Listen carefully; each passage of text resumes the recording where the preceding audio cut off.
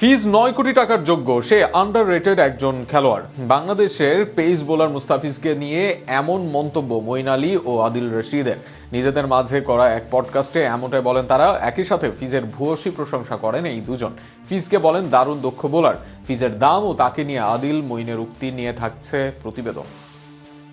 1 কোটি বা 2 কোটি নয়, 9 কোটি 20 লাখ টাকায় বাংলার ফিজকে দলে নেয় কলকাতা নাইট রাইডার্স। আর তাতে আইপিএল এর সর্বোচ্চ দামের বাংলাদেশি ক্রিকেটার বনে যান ফিজ। যদিও ফিজের এই দাম নিয়ে আছে অনেক তর্ক বিতর্ক।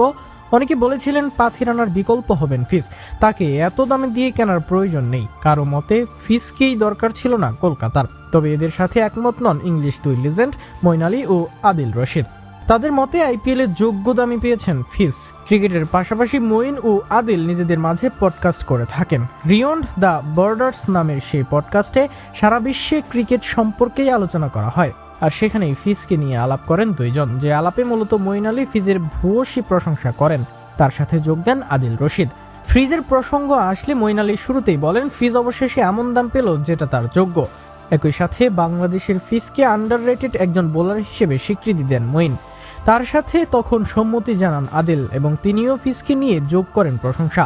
তার মতে ফিজ বেশ আন্ডাররেটেড একজন বোলার। মঈনও সহমত জানান, এতে বলেন হ্যাঁ সে বেশ আন্ডাররেটেড, তার সংগ্রহে দারুণ স্লো বল রয়েছে। একই সাথে বাংলার ফিজকে খুব স্কিলফুল একজন বোলার হিসেবে উল্লেখ করেন মঈন আলী। অপরদিকে আদিল রশিদ বলেন আমি বলতে চাচ্ছি সারা বিশ্বে ও আন্তর্জাতিক ক্রিকেটেও ফিজ ভালো করে যাচ্ছেন নিয়মিত। এর সাথেও সহমত জানান মঈন আলী। এরপর মঈন নিজে তার চেন্নাই দলে সুযোগ না পাওয়াকে দুর্ভাগ্যজনকভাবে উল্লেখ করেন। ফিজ সেখানে ভালো করতেছিল বেশ, কিন্তু এরপর কিছু ম্যাচ খারাপ যাওয়ায় তাকে বসিয়ে রাখা ফিজের জন্য দুর্ভাগ্যজনক বলে জানান তিনি। ফিজের শান্ত থাকার প্রশংসাও করেন মঈন। এত দামে ফিজকে কোনো দল নেওয়ায় তার জন্য ব্যক্ত করেন নিজের খুশির কথাও। আন্তর্জাতিকভাবে ফিজের এই স্বীকৃতি প্রমাণ করে সারা বিশ্বে পারফরমেন্সের জন্য প্রশংসিত তিনি। আর সেই পারফরমেন্সের জন্যই তাকে এত দামে ক্রয় করে কলকাতা, কোন পিয়ার বা বসিয়ে রাখার জন্য। আগামী দিনে ফিজ ছাড়িয়ে যাক নিজেকে, হয়ে যাক বিশ্বসেরাদের একজন, এমন প্রত্যাশা দেশের কোটি ভক্তদের।